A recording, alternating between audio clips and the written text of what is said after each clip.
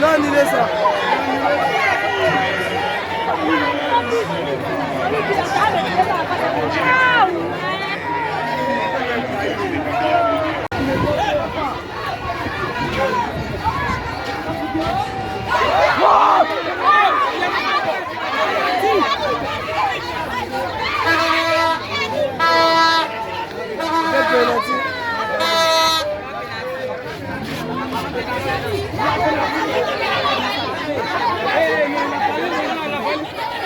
C'est penalty.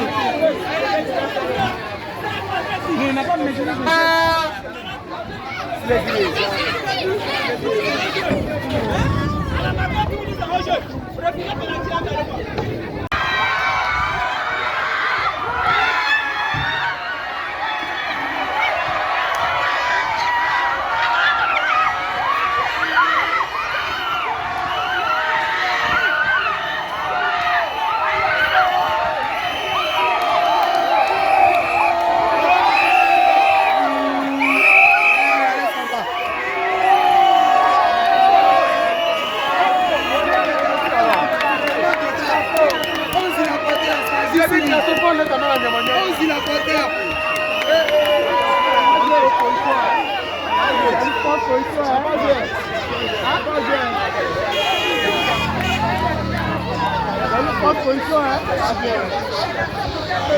Non, il n'y a pas de hors-jeu.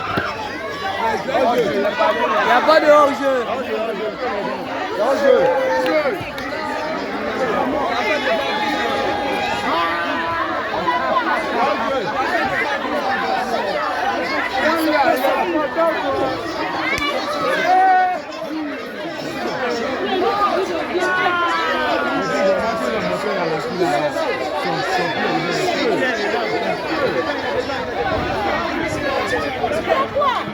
Il veut pleurer. Eh, Grasso, c'est pas grave, tu viens d'entrer.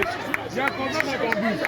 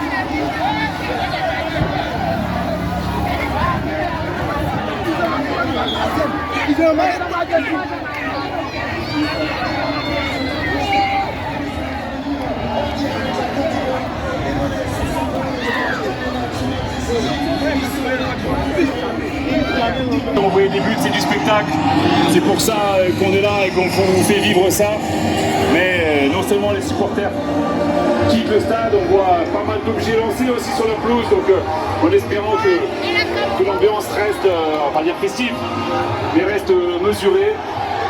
C'est d'une tristesse sans nom ce qu'on est en train de vivre aujourd'hui. Voilà, phase de transition, manque d'équilibre. Derrière, Nsoué, il s'est fait pas prier. On rappelle l'occasion tout à l'heure de Kwame, c'était un peu la même situation. Sauf que d'un côté, il y a la confiance, de l'autre côté, elle a totalement disparu. Et... Perte de balle, là, il s'était complètement déséquilibré, complètement désorganisé. Allez, pour les éléphants de la Côte d'Ivoire, c'est le calvaire le plus total pour Seko Fofana et ses partenaires. La super dans ce stade et un quatrième but marqué cette fois par Yannick Bouila. Il y a quelques secondes, on parlait de maturité, de garder l'équilibre pour se garder des chances, sortir par la petite porte. Là, il n'y a plus rien. Il n'y a plus rien. C'est vraiment triste. C'est un triste jour pour le football ivoirien, pour le football africain. C'est pas du tout être contre la catastrophique. Poussé à plein axe dans les pieds de Yannick Bouila qui la propulse au fond des filets ivoiriens. 4-0, il n'y a rien à sauver.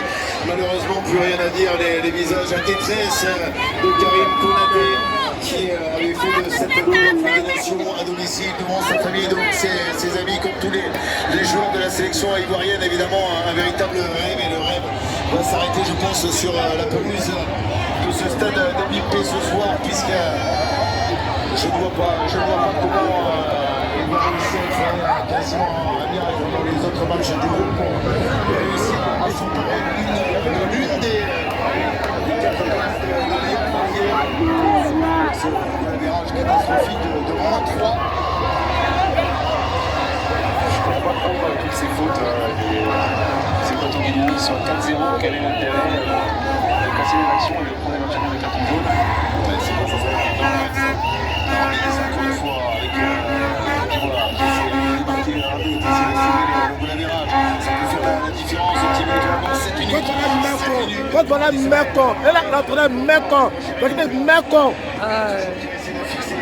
Jérémy Boga qui part à l'extérieur, Boga maintenant qui passe, le centre corner à dire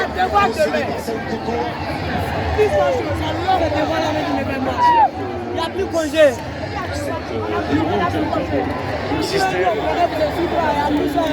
Je viens de parler ici. S'il vous plaît. Voilà, n'avait pas envie de la protection. Rentrer dans la surface, que dire. L'arbitre donne un coup franc pour les Ivoiriens.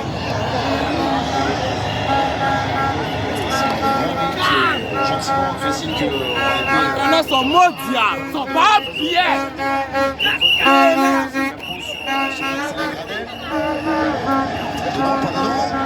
J'ai l'impression que le corps de Gradel est quand même au-dessus de la ligne sur cette angle-là. On est persuadé. il vaudrait mieux que ce soit Mohamed Dier, l'assistant vidéo, qui en soit convaincu plutôt que vous, puisque lui, monsieur Ismaël, pense que c'est juste sur à l'extérieur qui donne ce coup franc à Maxime Gradel. Mais dans cet angle-là, il n'est pas évident à analyser, alors que quelques échauffourées. Vous voyez derrière la tentative de frappe qui peut être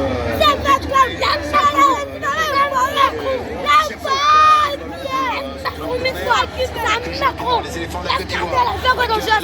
Le crochet extérieur et le centre directement dans les gants du gardien du Tsalang. C'est pas forcément des échauffourées, j'ai l'impression que c'est des spectateurs qui veulent rentrer découdre sur la pelouse, ce qui est pas bien.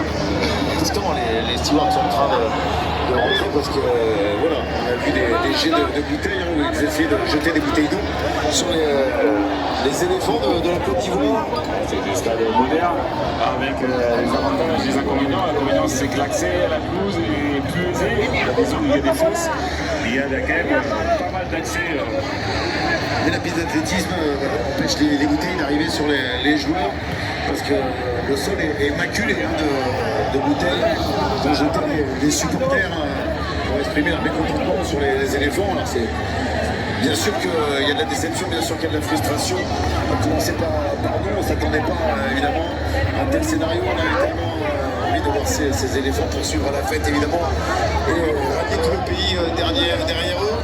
Et oui, parce que quand on croise Enes Faé, quand on croise Didier Drogba, quand on croise plein de monde avant, on a envie de prolonger la fête et d'être heureux tous ensemble.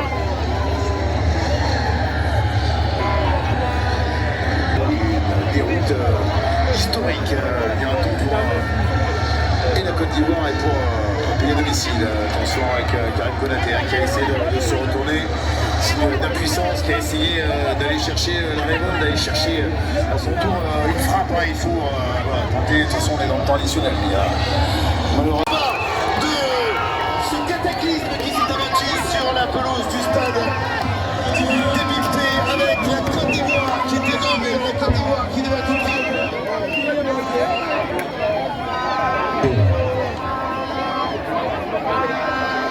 Et lui, la sélection de Côte d'Ivoire qui tombe. Voilà, face à la Guinée équatoriale, 4-0. La Côte d'Ivoire qui passe à la 3e place. Malheureusement, on n'a pas eu de chance ce soir. Découragement n'est pas ivoirien. Ça va aller. La régie, la descend. Jean-Louis.